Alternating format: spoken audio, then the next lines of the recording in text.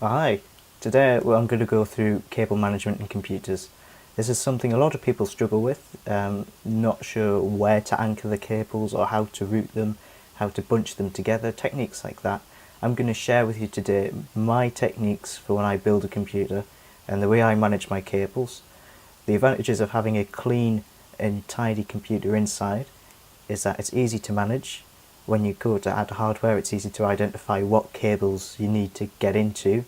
For example, you can identify which power connectors you need to find, etc. It also improves airflow throughout the case, so the back side and the front side. So you get a bit better, a bit more efficient cooling performance for your computer. So if you run some sort of fan profiling software, you can crank the fans down a little bit, get a bit more of a quiet computing experience. Or just purely for bragging rights, if you're bragging with your friends at how tidy you built your cables, if there's some weirdos that do that. Anyway, let's get on. So first of all, a few prerequisites. Obviously we have our tub of cable ties in here. If you noticed, I've got a few mixed length ones. I'm not really going to use these blue ones because they're not going to fit in with the colour scheme I have for my build. But here's some basic clear cable ties, a few black ones for on the motherboard tray itself, and I've also got these big ones as well in case I've got a large clump of cables on the back side to put together. See, I've got the cables I've just taken out of my i7 rig to put back in. They're off the fan controller. I've got them all organised, as you can see.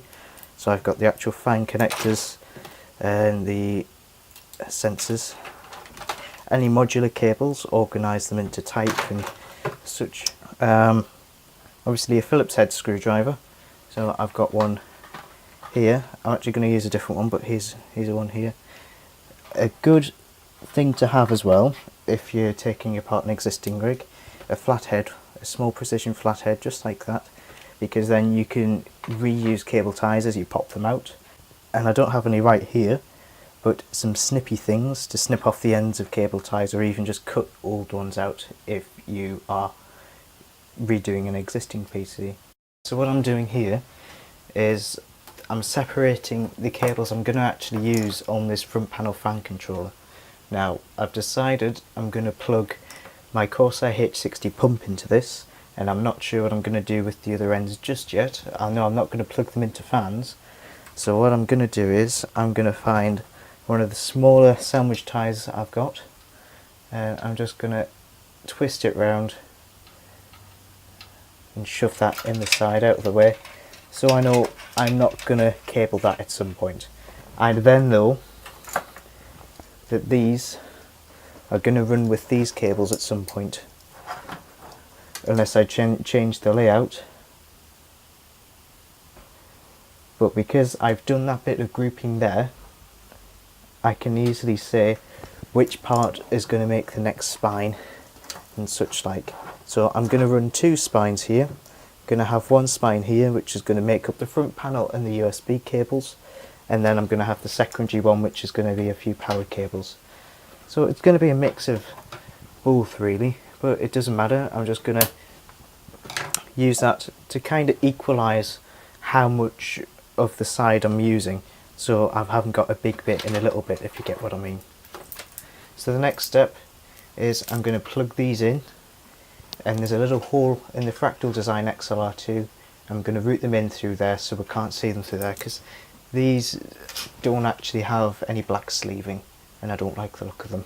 So that's exactly what I'm going to do. And here, I don't know if you can see this, but you can see exactly here where I've used that gap to route some of the fan cables in, or at least the power cables. So you can see the theory there of how the cables are going to link in. So using gaps like that is crucial. So as you can see, I've got my Fractal Design R2 series fan, and I'm going to stretch the cable all the way across the top of it to stop the cable hitting a little ledge where the I/O sockets sit in the Fractal Design XLR2. So what I'm going to do is I'm going to simply pop a cable tie through the screw hole that I'm not going to screw to, and that will basically let the cable come out straight over the top. So I want to use the eye on the outside so it doesn't damage the cable when I tighten it. I'm just going to slot it through the screw hole.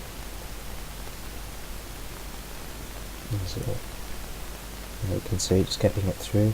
I'm going to use something called the ratchet and zip method, where you basically just pull it a few times as if you're using a ratchet on a car, for example. So I'm using one hand to stretch the cable across the top, and I'm using the other to ratchet the fan into place, the zip tie, sorry. So that's done, all that's left to do is to snip the zip tie off. That's that sorted. And now we're ready to mount that in the case, which you'll see in the next clip. So here's the ledge I was on about before, and the aim of the game here is to use what we've just made to beat that ledge, keep it in line. So I'm going to start by putting the cable in through the rubber grommet with the fan first. That makes everything a lot easier. Just pop the cable in, and as we push the fan in, the cable will follow suit. And there we are. Super. So as you can see, I'm moving my fat hand out of the way, that the cable will be sitting on top. That right there is British workmanship at its finest.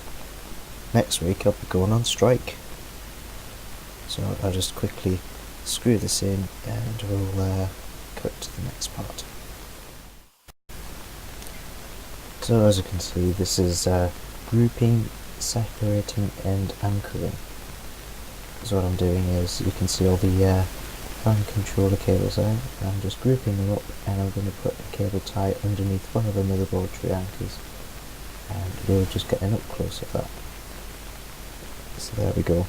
Just pop the cable tie underneath, and we pick up that big bunch or group of cables, and we're just going to anchor them to this point here.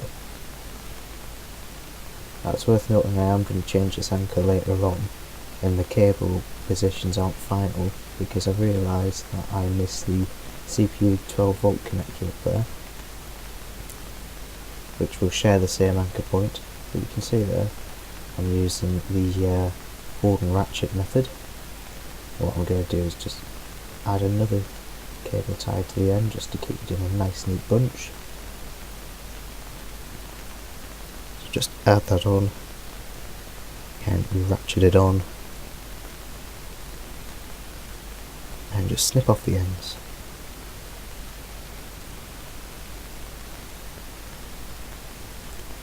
Now the ends are snipped off and that's anchored in, I can worry about this mess on the other side.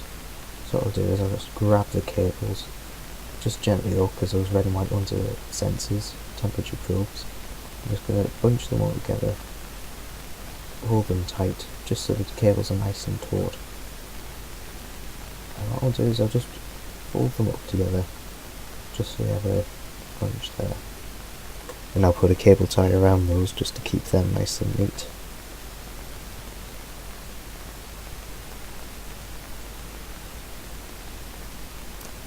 There we go. Then you get to see up close the zipping ratchet.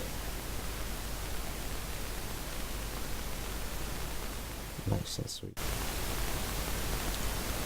So I realised here I'd done a done goofed and not fit the EPS 12 cable in for the CPU power.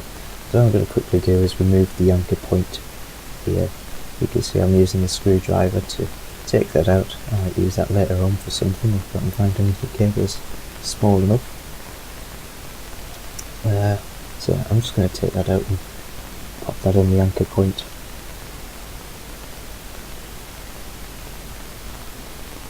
What I'll do after this as well, I'm going to jump straight forward to the actual wiring of the reference PC, my i7, and I'll speed that up so you can see how I put the spines together and get all the cables flat and flush against the side panel. As you can see, that's pretty much the loom that side fixed right up. Sweet.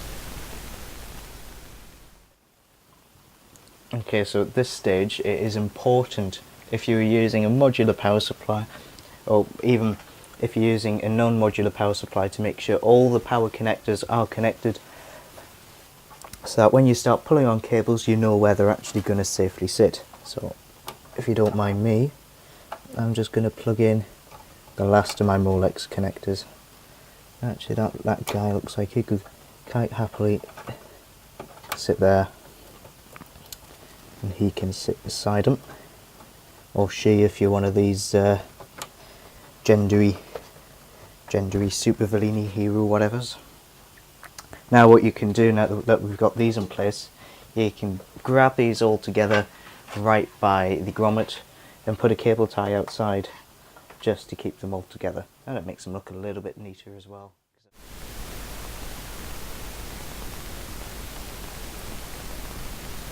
So what I'm going to start off with here is I'm going to put the grommets on the outside like I said before, and that keeps the cables together nice and neat on the inside and the outside, and you can't see the cable tie in the case, so it looks nicer overall.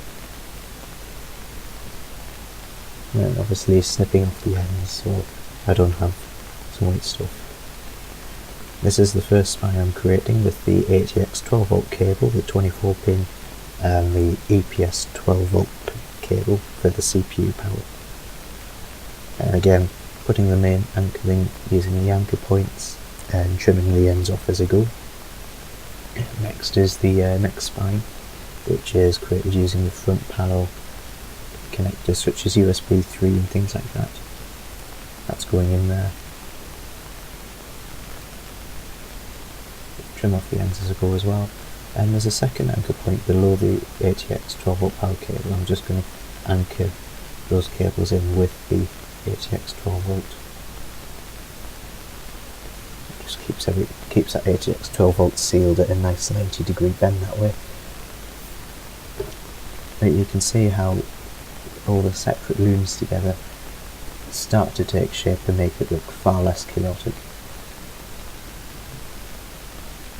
And I'm just sealing the bottom parts off by including the PCI Express power cable, and even at the bottom there sealing off the Molex SATA connectors with the front panel connectors, and just a couple more just to keep everything bunched together nicely.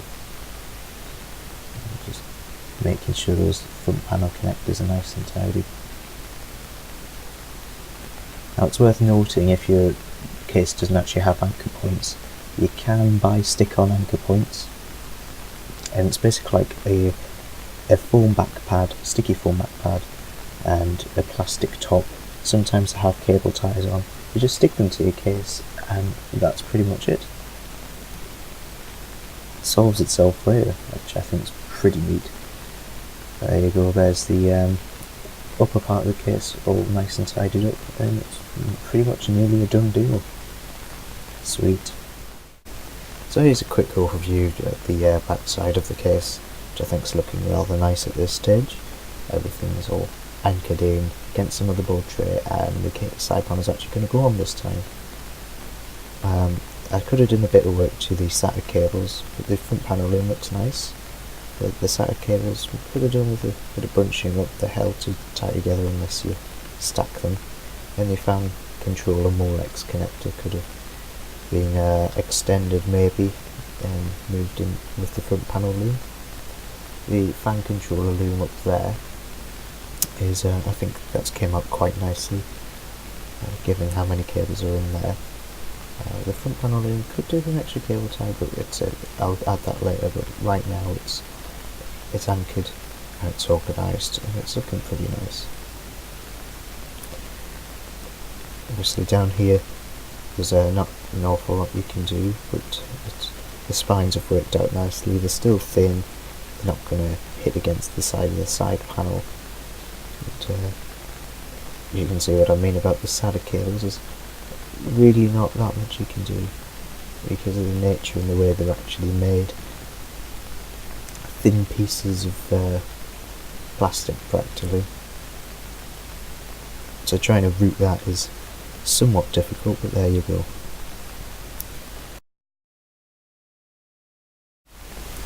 So excusing my incredibly shaky camera work here, let's have a quick overview of the inside. Obviously that grommet could do with a little bit of a push and pull just to make it look a bit neater. But otherwise, yeah, we've achieved our goal of improving the airflow in the case. So you can see there are only really two major obstructions: the water cooling hoses there and the PCI Express power connector on the graphics card. Now if we look at the way the airflow works in this case setup, it's pulled in through the two 140 intake fans and out through this 140 exhaust, another 140 exhaust in the top of the case, and the 120mm pull exhaust fan in the radiator. So obviously that PCI power does stop a little bit, but not by much. And given the fact we've improved the airflow around the hard disk cages by rerouting cables nicely and keeping everything behind, it looks tidy and it's just nice. And this appears to be the part where I make the shout out for Alexandra that she wanted. Much loves and great success. Thanks for watching and enjoy your tidy PC.